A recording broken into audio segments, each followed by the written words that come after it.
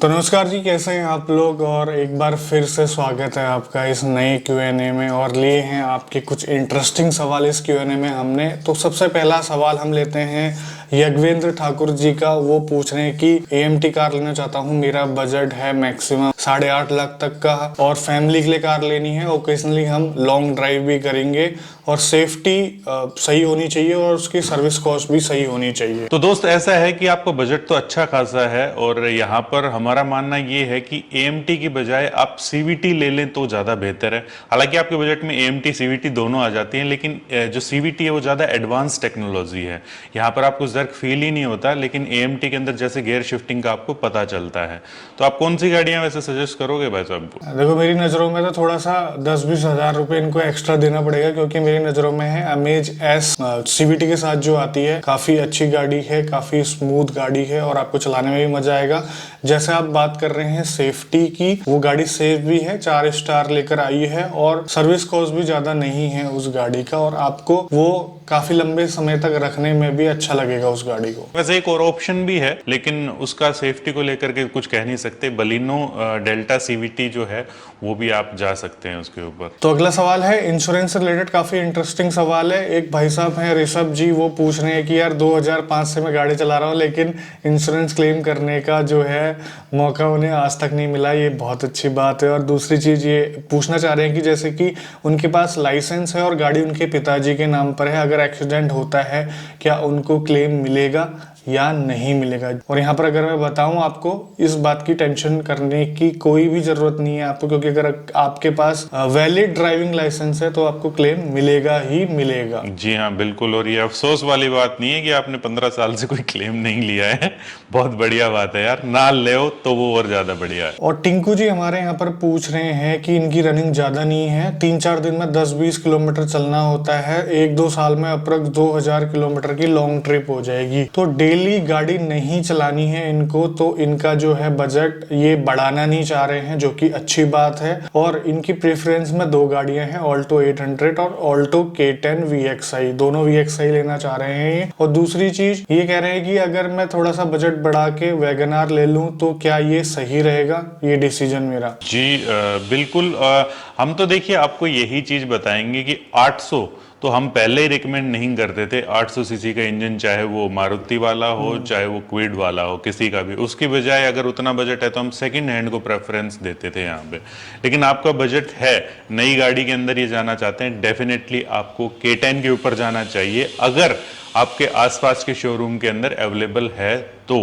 और मेरे ख्याल से पुराना स्टॉक के अंदर अगर होगी तो आपको डिस्काउंट वगैरह भी देखने को मिल सकता है। अगर ये ऑप्शन नहीं है तो जी हाँ, वैगनआर एक अच्छी गाड़ी है, आपका इतना ज्यादा रन वगैरह भी नहीं है तो कोई खास तकलीफें होंगी नहीं आपको। ये वैगनआर 1.2 के लिए सोच रहे हैं, जो कि एक अच्छा ऑप्शन है, क्योंकि इन गाड़ियों के मुकाबले उसमें पावर भी अच्छी है और साथ में स्पेस भी बहुत अच्छा है, जिससे कि आपकी फैमिली कंफर्टेबल तरीके से जो है लॉन्ग जो जर्नी है जो आप 1-2 साल में करने वाले हैं वो कवर कर सकती है। हाँ, लेकिन रवि भाई एक और चीज मैं इनको यहाँ पर बताना चाहूंगा कि देखिए, बजट को इतना ज्यादा स्ट्रेच मत करना कि आप खुद को मतलब कि ऐसा बंधा हुआ सा फील करें, क्योंकि आपकी गाड़ी ज्यादा यूज में आने वाली नहीं है। ठीक है, तो कोशिश यही करो कि आपको K10 इधर उधर से कहीं से मिल जाए तो। क्योंकि K10 के बदले आजकल जो है एस्प्रेसो मार्केट में आ चुकी है, और आपने एस्प्रेसो नहीं लिखी है तो इसका मतलब हो सकता है आपको उसका डिजाइन पसंद ना आ रहा हो, हम समझ सकते हैं। अगर आता है तो वो भी एक अच्छा ऑप्शन है K10 के अल्टरनेट्स में। तो यहाँ पर अंकुर जी को थोड़ा सा डाउट हो रहा है रिलायबिलिटी में, वो भी नेक्सॉन के 3 सिलेंडर इंजन पे, क्योंकि उन्होंने 2 गाड़ी डिसाइड कर रखी है, ब्रेजा और नेक्सॉन, इन दोनों में से उसको डिसाइड करना है। और हाईवे पे चलना है 60% और सिटी में चलना है 40% ओनली। तो इनका सबसे बड़ा सवाल ये है कि क्या 15 साल तक नेक्सॉन का इंजन जो है रिलायबल रहेगा या नहीं रहेगा। इनको पता है नेक्सॉन एक अच्छी गाड़ी है, फिर भी लॉन्ग टर्म रखने के हिसाब से जो है नेक्सॉन कैसी रहेगी ये जानना चाहते हैं। हालांकि दोनों गाड़ियां ही अच्छी हैं, दोनों ही सेफ हैं। एक 4 स्टार लेकर के आई, एक 5 स्टार लेकर के आई है, तो सेफ्टी को लेकर के कोई इश्यू नहीं होना चाहिए इन दोनों के अंदर। नेक्सॉन नो डाउट बहुत बढ़िया गाड़ी, और 15 साल वाला जो इश्यू है वो तो आप भूल जाओ यार, क्योंकि जब भी कोई कंपनी मार्केट के अंदर गाड़ी लेकर के आती है तो वो जो इंजन है वो काफ़ी ट्राई एंड टेस्टेड होता है, काफ़ी लाखों किलोमीटर चलाने के बाद ही वो गाड़ी को यहाँ पर मार्केट के अंदर निकालते हैं। तो उसको इंजन वाइज तो कोई प्रॉब्लम होने वाली है नहीं। बाकी भाई आप चाहे 4 सिलेंडर ले लो चाहे 3 सिलेंडर ले लो, पूरा का पूरा जो है वो आपके रख रखाव के ऊपर डिपेंड करता है। मेरे ख्याल से आपको देखने वाला पॉइंट ये होना चाहिए कि आपका सर्विस स्टेशन वगैरह जो है वो टाटा के आसपास कैसे हैं या मारुति के कैसे हैं, आपको इजी रहेगा कि नहीं रहेगा। इन दोनों गाड़ियों में से मेरे को अगर लेनी होती तो मैं मेरे ख्याल से नेक्सॉन के ऊपर जाता। और दूसरी चीज ये भी है कि यार ये टोटली डिपेंड करता है कि 15 सालों में आप कितने हजार किलोमीटर चलाओगे। आपकी मान लो साल की रनिंग 5000 किलोमीटर है तो 15 साल में कितना होगा, ज्यादा से ज्यादा 2 लाख भी नहीं होगा, ठीक है। तो 2 लाख तक 2.5 लाख तक इंजन आराम से चल जाता है अगर आप प्रॉपरली उसको मेंटेन करते हैं तो। और रही 3 सिलेंडर की बात, आने वाले मैक्सिमम जो इस रेंज के अंदर जो पेट्रोल इंजन है ना टर्बोचार्ज, वो 3 सिलेंडर ही आएंगे। आप बेफिक्र हो जाइए कि 3 सिलेंडर इंजन जो है बेकार होते हैं। भाई देखिए हमने ऐसे भी जो 30-40 हजार के ऊपर भी इंजन सीज कर देते हैं चाहे 4 सिलेंडर वाले ही हों। तो अगला सवाल लेते हैं यहाँ पर निखिल जी का। वो थोड़ा सा कंफ्यूज हैं टाटा के ऊपर। टाटा की एक बहुत अच्छी गाड़ी इनको पसंद आई है जो कि है हैरियर, लेकिन इनके सारे जो दोस्त वगैरह हैं वो सजेस्ट कर रहे हैं कि मत लो क्योंकि बहुत ही पोर आफ्टर सेल सर्विस है और बहुत सारे इशू हैं। और इन्होंने हमारे वीडियोस भी देखे हैं कि बहुत सारे कस्टमर जो है इरिटेटेड हैं सर्विस क्वालिटी को देख के। जी हाँ, ये बिल्कुल सही बात है, आपने देखा ही होगा। हम कोई बनावटी जो है वीडियो नहीं लेकर आते हैं आपके सामने, जो एक्चुअल एक्सपीरियंस है वो आपके साथ शेयर करते हैं।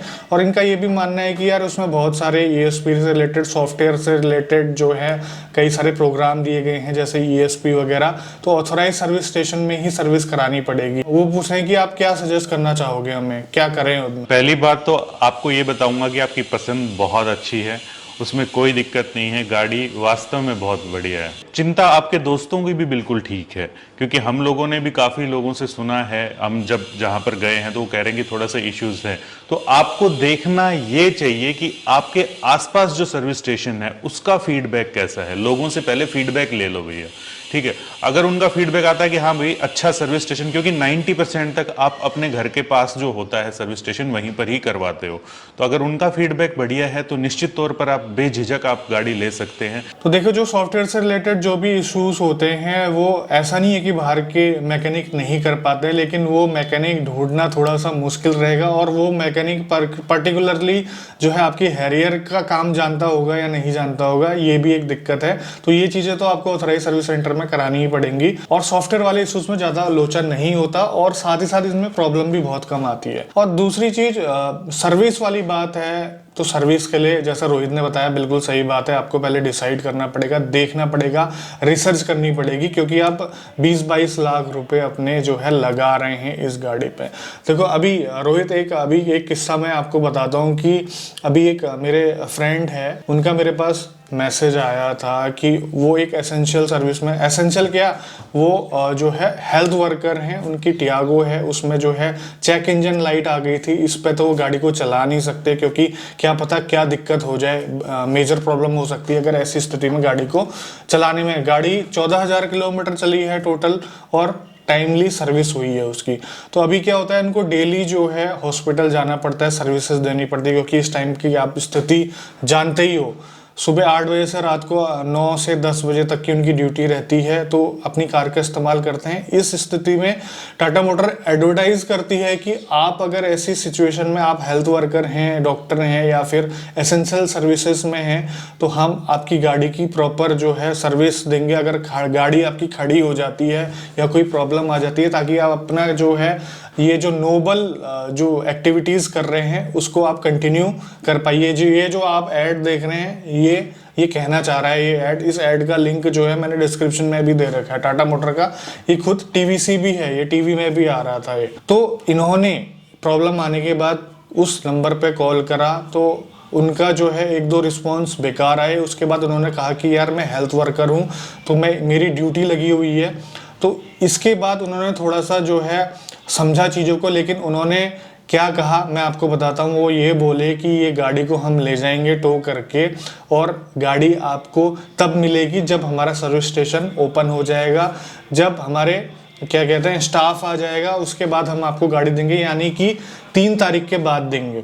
तो अब बताइए, जैसा ये बोलते हैं वैसी सर्विस तो नहीं दे रहे हैं फिलहाल। तो मतलब वैसी सर्विस क्या है? ये तो फिर एक तरह से नॉर्मल टाइप की सर्विस ही होगी ना। लॉकडाउन के बाद तो सभी ही करके दे देते हैं। पहली बात तो उन आपके दोस्त को थैंक यू सो मच जो इस टाइम पे काम कर रहे हैं यार, बहुत बड़ी बात है। और टाटा को भी थैंक यू कि इन लोगों के लिए स्पेशल सर्विस उन्होंने अनाउंस कर रखी है और टीवी के ऊपर कमर्शियल वगैरह भी उनके आ रहे हैं।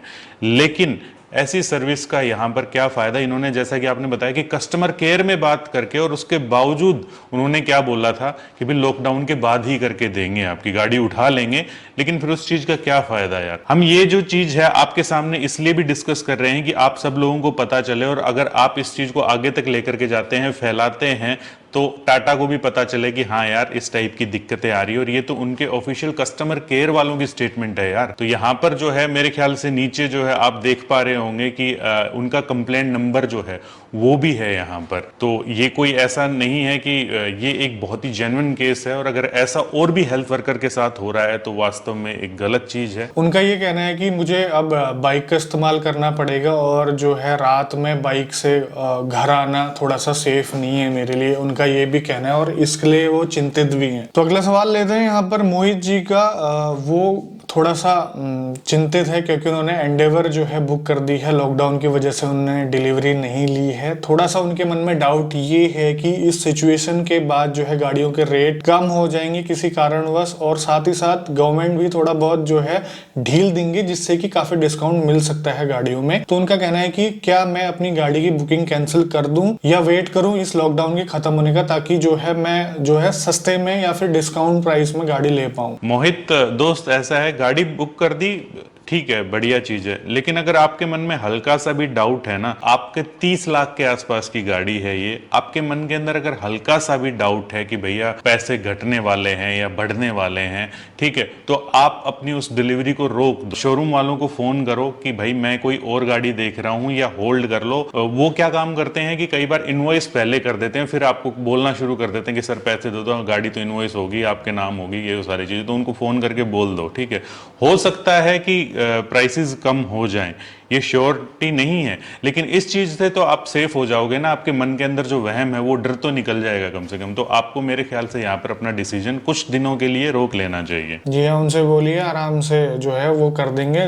जोर जबरदस्ती करेंगे तो कहना कि मैं फोर्ड की गाड़ी ले रहा हूँ, थोड़ा सा मेरा प्लान चेंज हो गया, ऐसा बोल देना आप, वो रोक ले। तो लास्ट सवाल सोनू जी का है, वो ऑल टेरेन टायर के बारे में पूछ रहे हैं, और साथ ही में ये अपनी नेक्सॉन में लगवाना चाहते हैं।